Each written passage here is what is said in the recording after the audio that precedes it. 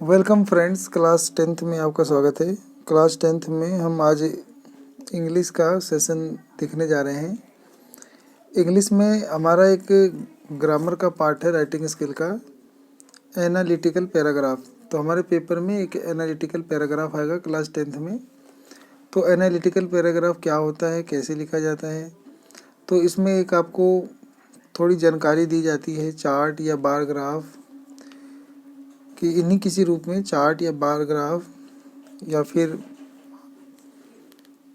वो होता है एक आय चित्र, ठीक है, हिस्टोग्राम। इनके आधार पर ना आपको कोई जानकारी दी जाती है और उसी जानकारी को आपको समझना होता है। आपने जो भी इस चार्ट को देखकर, पाई चार्ट को या ग्राफ को देख के जो भी समझा होता है, उसी के बारे में हमें एनालाइज करके लिखना होता है, ठीक है। अपने तरफ से कुछ नहीं लिखना होता है, आपने जो जो चीज़ें एनालाइज कर सकते हो इसी टॉपिक से रिलेटेड लिखना होता है। तो इसके एक एग्जांपल लेते हैं। The given pie chart show a variety of different electronics appliances used by average middle class families of old Gurugram. Write an analytical paragraph elaborating the given information. कहता है कि नीचे आपको एक पाई चार्ट दिया गया है जो दर्शाता है कि एक पुराने गुरुग्राम में जो औसत मध्य परिवार के लोग थे वो कौन कौन से इलेक्ट्रिक एप्लीकेंसीज यानी मतलब इलेक्ट्रिक सामानों को इस्तेमाल करते थे, कौन कौन से। तो यहाँ पे आप देख सकते हो। तो इसी के ऊपर आपको एक एनालिटिकल पैराग्राफ लिखना है इस जानकारी के आधार पर। साफ दिख रहा है कि लोग जो हैं टीवी को ज़्यादा पसंद कर रहे हैं, उसके बाद रेफ्रिजरेटर को ज़्यादा पसंद कर रहे हैं, फिर वॉशिंग मशीन को, और लैपटॉप, एसी इनको एक जैसा पसंद कर रहे हैं, और माइक्रोवेव को सबसे कम पसंद कर रहे हैं, ठीक है। तो ये हमें यहाँ पे जानकारी मिल जाती है, इसी के ऊपर हमें पैराग्राफ लिखना होता है। तो हम देखते हैं इसको कैसे लिखा गया है। तो लिखता है कि द गिवन पाई चार्ट, जो दिया गया पाई चार्ट है, सो ये दर्शाता है the type of variety various electronic एप्लीकेंसीज use by average middle class families in old Gurugram. तो ये तो ऊपर की लाइन से ही सेम लिख दिया है कि ये दर्शाता है कि ओल्ड गुरुग्राम में जो मध्यम वर्ग के परिवार हैं उनका औसतन वो कौन कौन से इलेक्ट्रॉनिक एप्लीकेंसीज यानी विद्युत उपकरणों का प्रयोग करते हैं। The given data shows that, दी हुई डाटा दर्शाती है, an average middle class family in old Gurugram prefer to have a TV the most. कहता है कि दिए हुए डाटा ये दर्शाता है कि ओल्ड गुरुग्राम में जो मध्यम वर्ग के परिवार हैं वो सबसे ज़्यादा पसंद टीवी को करते हैं देखना या खरीदना।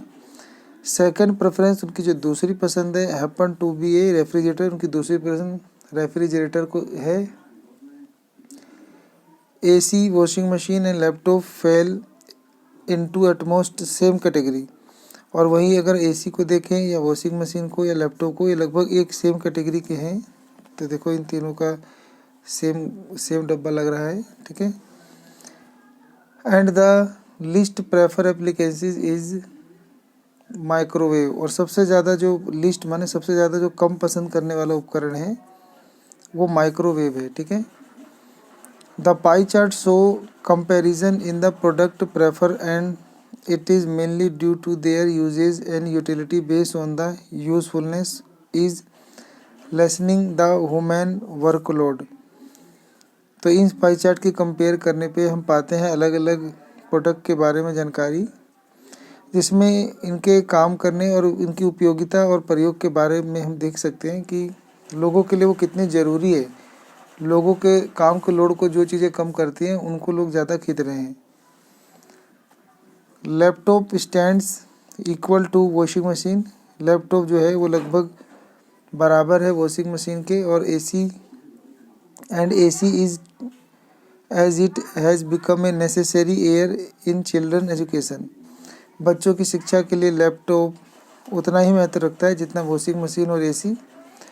To conclude the given chart, दी हुई चार्ट से हम निष्कर्ष निकालते हैं कि इट क्लियरली शो, ये साफ दर्शाता है कि TV as a most prefer choice, लोगों की सबसे ज़्यादा पसंद जो है वो टीवी है। And microwave as the least preferred one, और माइक्रोवेव सबसे कम पसंद करते हैं। This has help us in understanding, ये हमें मदद करता है ये समझने में कि the customer prefers in case of electric appliances based on their usability, कि जो कस्टमर होता है वो इलेक्ट्रॉनिक उपकरणों को उन्हीं को पसंद करता है जो उसके बहुत ही काम के हो, यानी यूजेबल, उपयोगी हों, उपयोगी वाली चीज़ों को ही काम में लेता है। तो एनालिटिकल पैराग्राफ यहाँ ख़त्म हो गया। एनालिटिकल पैराग्राफ में हमें यहाँ पे ध्यान देके सीखना है कि जैसे हम जब एनालिटिकल पैराग्राफ लिखें तो इसकी पहले डिटेल लिखें, फिर इसकी डिटेल लिखने में जो भी संभव हो सके 5-10 लाइनों में लिख दें, और फिर एंड में जो है ना हमें कंक्लूज़न ज़रूर लिखना है, ठीक है। और ये आपका फिर पैसेज आपका ख़त्म हो जाता है, ठीक है।